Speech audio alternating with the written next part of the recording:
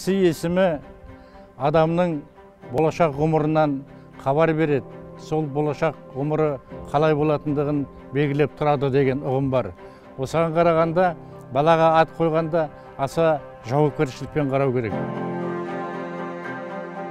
Қазір қоғамда көптеген еліктеп, сырттан қазақтың төл атынан көрі басқа ұлттардың аттарын қою өте жиі кездеседі. Мына бізде ұлттық болмыс деген түсінік бар. Мына ұлттық болмысты, ұлттық бірегейлікті сақтау үшін бірінші біз ұлтты тануымыз керек. Кез келген басқа ұлттың өкілдері сені көргенде, сенен қазақша айтқан кезде қазақтың иісі шығып тұру керек. А ол неден шығады? Сен танысқанда, мысалы үшін, сен атыңды айтасың. Адамның атынан біліну керек. Ол осы ұлттың, осы этностың өкілі екенін. Сондықтан біз осы ұлттық қағидамызды, ұлттық дәстүрімізді сақтағанымыз жөн деп ойлаймын.